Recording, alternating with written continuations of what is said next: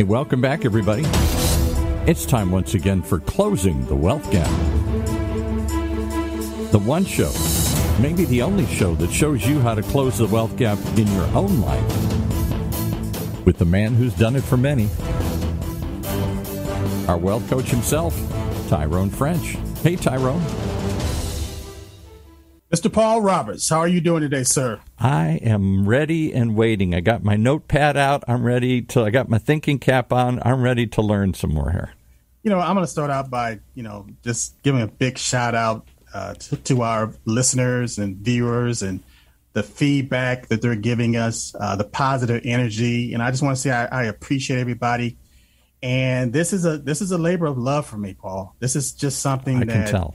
I'd love to do it. It's something that I don't have to think about. It's something that I love to share. I love to give. I love to help where I can. And this really is almost like a ministry for me, man. It is. It's that hidden preacher in you here coming out. I don't know about all that. I wouldn't consider myself as John the Baptist or anything like that, or Jim Rohn. But again, I've just, we're living in a very crucial time where, matter of fact, I'm going to pivot here. I read an article the other day where Bank of America, they're going to increase the minimum wage. I saw that, yeah. Substantially, $25, yeah. Yes. And I was thinking about the show. I mean, this is just a part two of what we were, or a continuation of what we talked about last week based on inflation. Mm-hmm. And, it's a good idea for all of these companies to increase the minimum wage, because we were talking about how wages were stagnant. Mm-hmm. And that, in the future, it's about purchasing power. Inflation is the problem. But we got this thing called an income tax. Mm. And so when wages go up, then the amount of income tax that you have to pay on those wages go up as well. Ooh, yeah. And again, people aren't thinking about that, Paul. What they're saying is like, oh, I'm making more money. And what the government is saying is that we're taking more money. See, when you get a raise, the government gets a raise as well. And let me explain this. And going back to inflation and going back to the central bank that was formed in 1913. Well, guess what? The same year that they instituted the central bank, because the central bank was supposed to be the stopgap as far as the economy falling apart. Right, because we've had for centuries, goes up, goes down, goes up, it's down. There have been panics in the 1800s, panics in the 1900s. Banks fail, everybody loses, big problem. Right. So back in 1907, there was a huge crash. A lot of people don't think about it. They don't talk about it. But back in 1907, there was a huge a financial crash, and that's what ushered in the central bank. Now I'm going to type that in as you're talking here. I'm going to go Google that because I did not know there was. Well, I know there were several in the late 1800s, as we became a more industrialized society and banking became more important. We weren't just trading goods anymore, taking my corn to market and trading you for a horse or a pig or whatever. As we moved into an industrial society, I couldn't trade chickens for a car. I couldn't trade chickens for a tractor. So I had to have some intermediary, and we'd always had money, but money seemed to become more important in the early 1900s as we couldn't barter anymore. Exactly. And see, money is a medium of exchange. Like you said, something to barter with. Mm-hmm. So the Bank of England, which is the central bank for England, it was always established, was always there. So in the United States in 1907, they were saying, okay, we need to have something like the Bank of England based on having a central bank. So they had this meeting on Jekyll Island. And there's a book. There's a book down in Georgia. Actually, I always thought that's a crazy name, but there is an island called Jekyll Island where the rich used to go hang out. Yes, and it was the meeting was held in secrecy, and the central bank came out of that. And there's a guy. His name is what is his name? G. Edward Griffin. He wrote this book called The Creature of Jekyll Island. It's a great read. It's a big book. It's a large, pretty big book. It's pretty thick. Dr. Jekyll and Mr. Hyde living on Jekyll Island. A little irony there. They're talking at Jekyll Island. But if you have a chance and you really want to understand our banking system, you need to read that book. But anyway, getting back to this to the format. Central bank was created in 1913 because of what happened in 1907. But in the same year, they did a constitutional amendment that made income tax permanent. Now, you tell me, do you think that was coincidence? Because in order for you to pay your income tax, you have to pay your income tax in dollars or with dollars. Can't pay it in chickens. Can't pay it in chickens. Like you said, you can't barter with the IRS with chickens. So you have to pay it with dollars. And once you understand that the dollar is an instrument of debt and there's interest being generated on every dollar that's in circulation, it just opened the floodgates for banks to make huge sums of money. Can I interrupt you for 1 second here? I did look it up on Wikipedia. It's in those days they didn't call them recessions or depressions. They always called them panics because there was a panic. So if you Google the panic of 1907, which I did, let me just read this because I gotta acknowledge I was a history major at the University of Michigan. I was an honors history major. I thought I knew American history in and out. I never heard of the panic of 1907, and yet it apparently was so big that it led to this legislation. So here, let me just summarize this and read this here. Panic of 1907, also known as the 1907 Bankers' Panic or Knickerbocker Crisis, was a financial crisis that took place in the U.S. over a 3-week period starting in mid-October when the New York Stock Exchange fell 50%. And it all had to do with a scheme. Somebody was trying to corner the market on a stock called United Copper Company, and when the bid failed, banks that had lent money to the cornering scheme suffered runs that later spread throughout their system and eventually throughout the country. Everybody ran to get their money out, and the wasn't enough money there. Wasn't there. And they didn't have a clue that the money wasn't there. And it led to the downfall of the Knickerbocker Trust Company. Knickerbocker was a common term in New York. I forgot where that comes from, but there's all sorts of Knickerbockers in those days because it was a Dutch colony originally. Knickerbocker Trust Company was New York's third largest bank and fell apart. So people ran to get their money and it wasn't there. So hold that thought. Let's fast forward 100 years. Almost to the date. Mm-hmm. What happened in 2007? Yeah, and wasn't that in October too, or around October? Seems I can't remember. It was around. I can't remember the exact month. I mean, like I said, we can Google that. But again, we had another panic. Yeah. In 2007, which ushered in the Great Recession. Do you think that was coincidence, Paul? 100 years later. Same scenarios. The rest of this article says that the only thing that stopped the panic in 1907 is J.P. Morgan. We've all heard of the great J.P. Morgan, J.P. Morgan Trust and banking and everything. That's one of the first of those, Chase Bank and all that stuff here. One of the first of the great, what did they call it in that era? The robber barons. Robber barons. The Rockefellers and all the people at Carnegie's and everything. The first giant financiers and industrialists in the country. And he pledged personally large sums of his own money to stop the panic.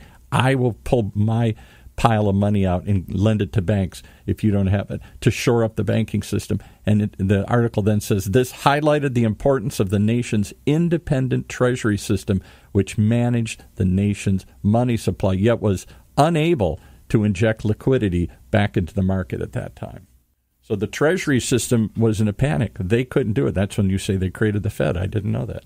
Yes. And at the same year, they did a constitutional amendment to initiate a permanent income tax.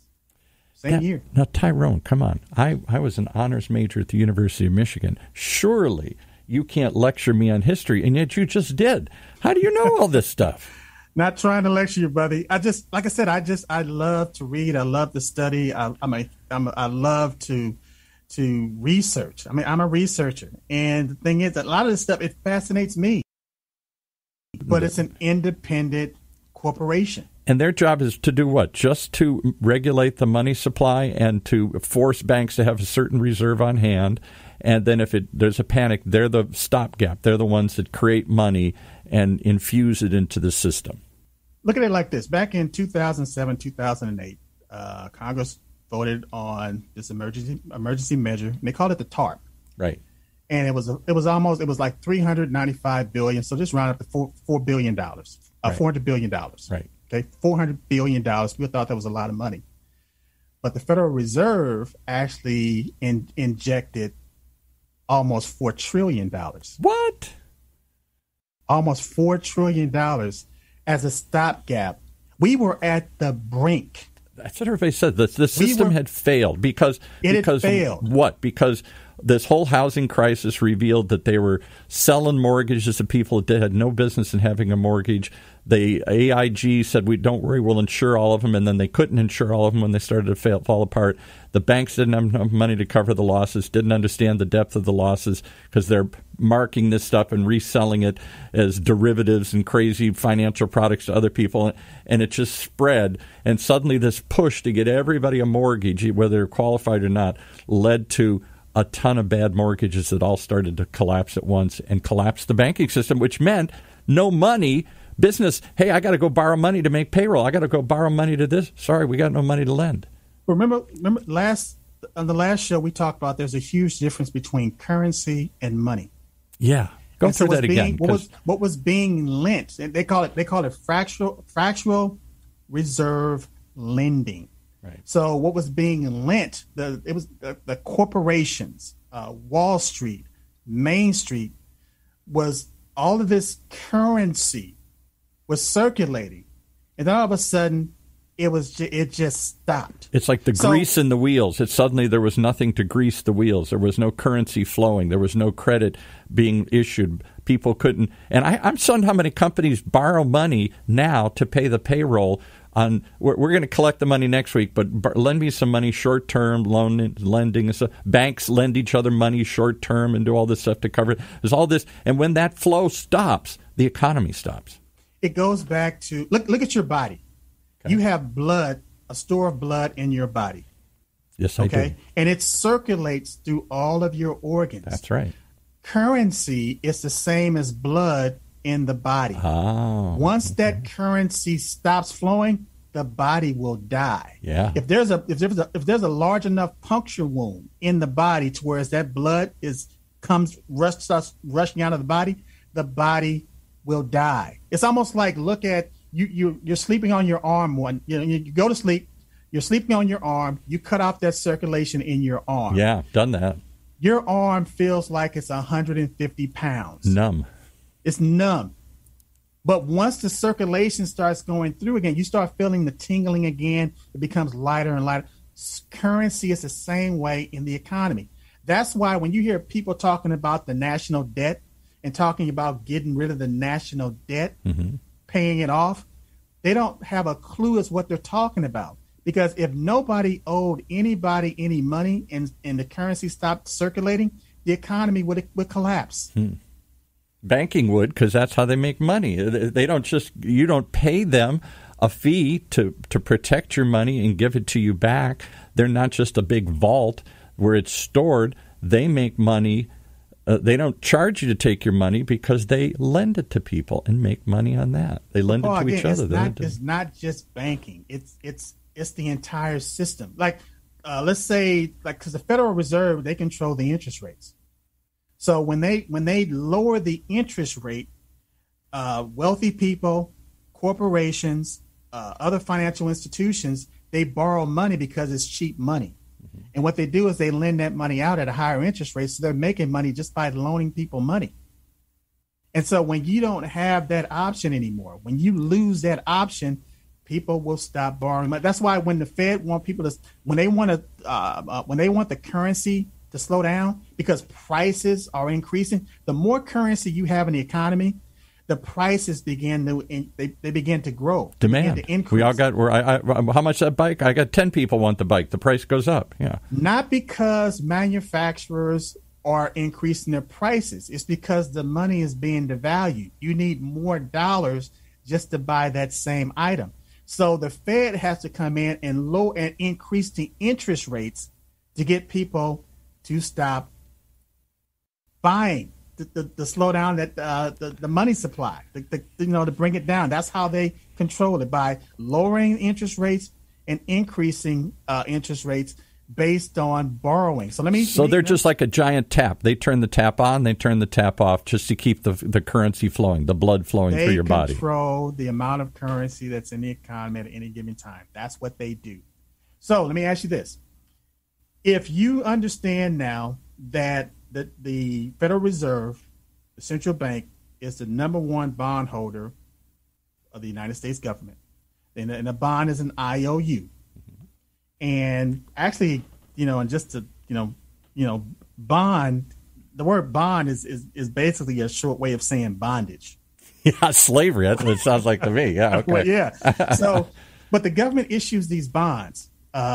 These large banks buy these bonds, and then they turn around and sell these bonds to the central bank, which turns around and buys these bonds. And then these banks give the currency to the United States government, who takes those dollars, that currency, and distribute it through, let's say, just through the military.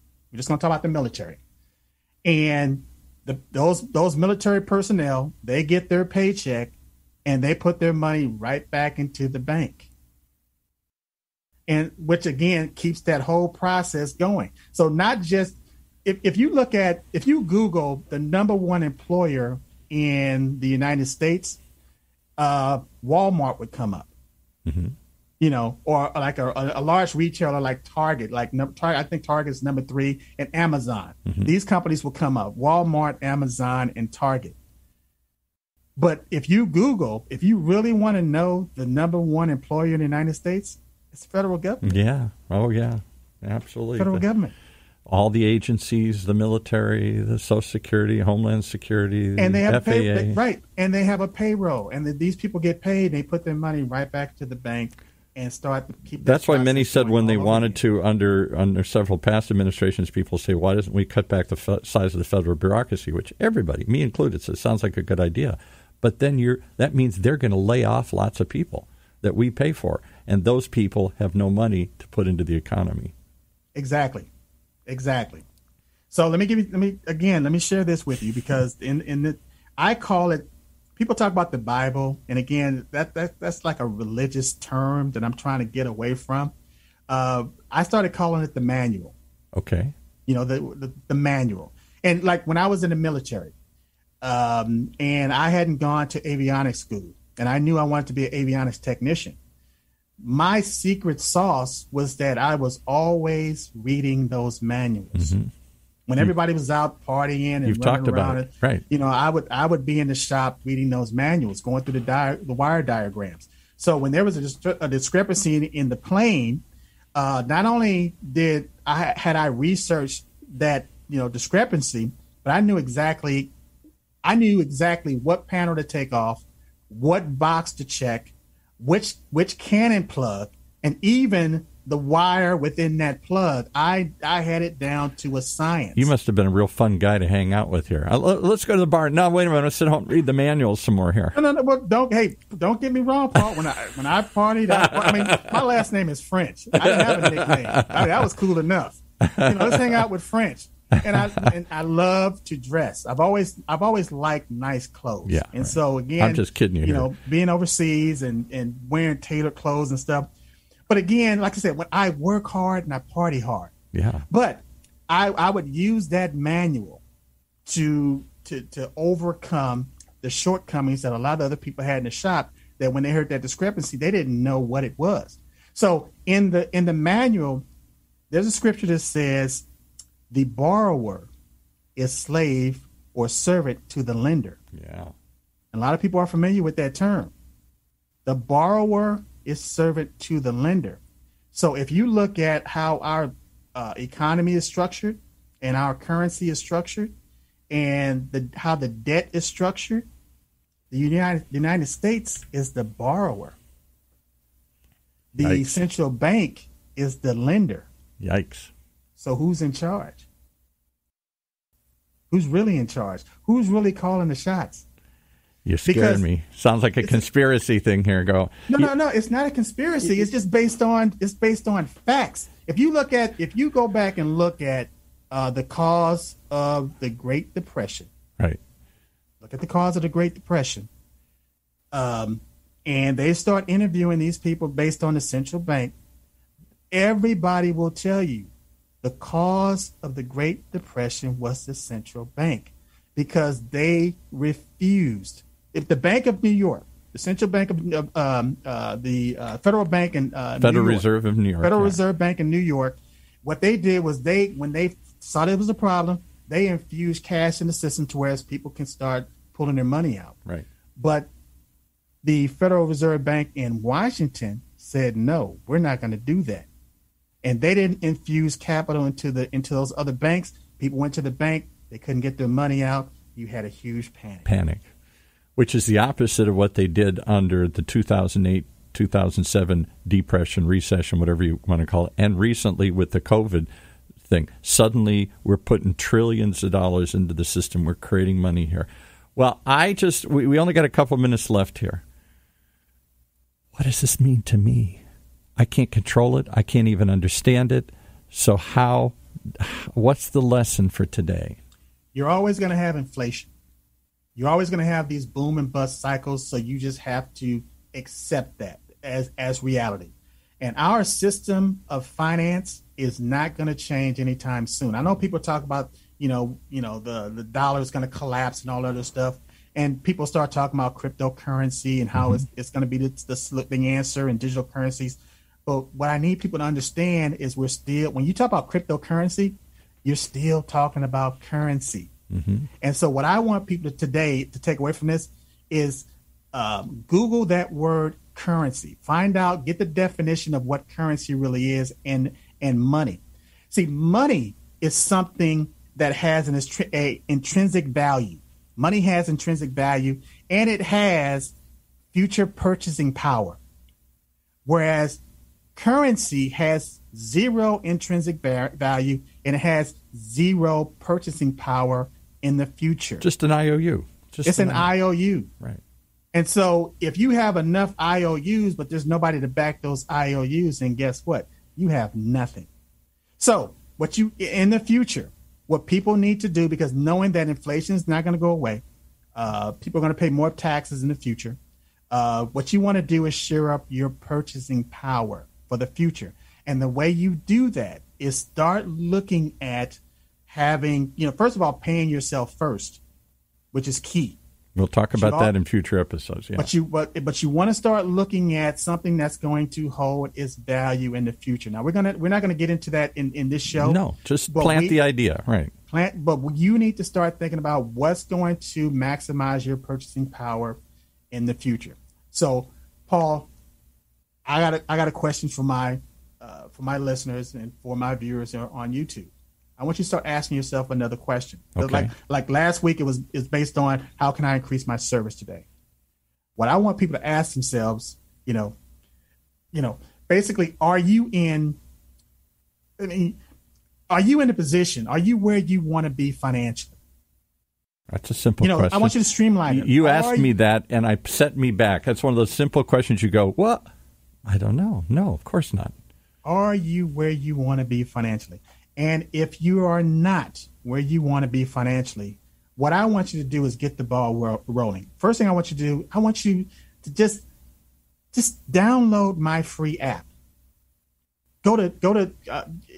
Just text Tyrone at 36260. And if you don't want to just download the app, then go to my website. You can just go to tyronefrench.coach. If you don't want to type in closingthewealthgap.coach or closingthewealthgap.us, just in your browser, tyronefrench.coach. You're going to go to my website. You're going to have a lot of information. You also have there's a button where you can contact me. Just hit subscribe.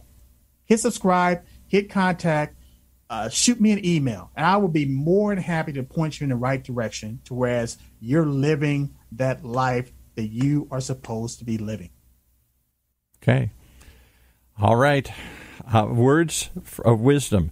If nothing else, I hope people keep coming back because I'm a sinner. I keep falling short of what I want, and I keep needing somebody to help pick me up and show me the way.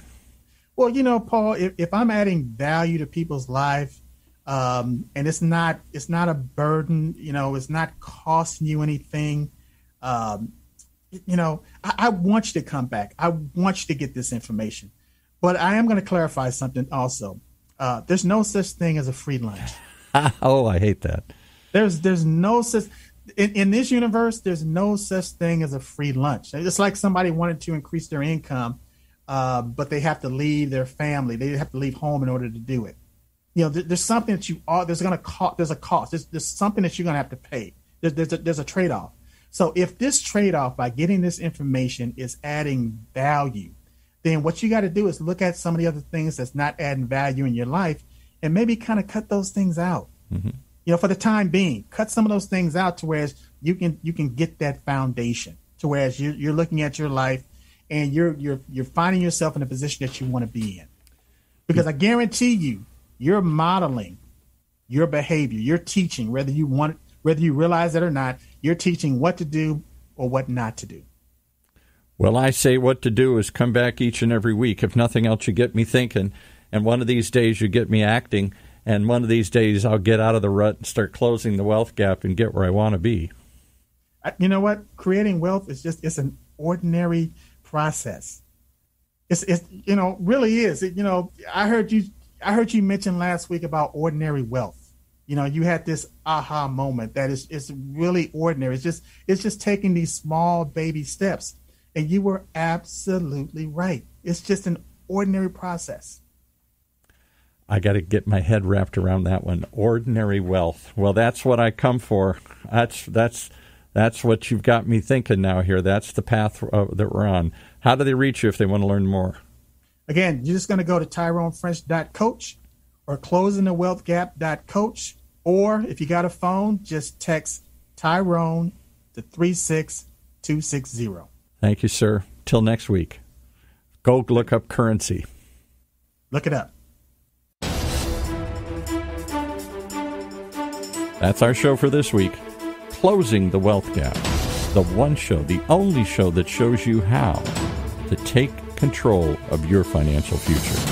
Right here in Orange County's only community radio station, OCTalkRadio.net.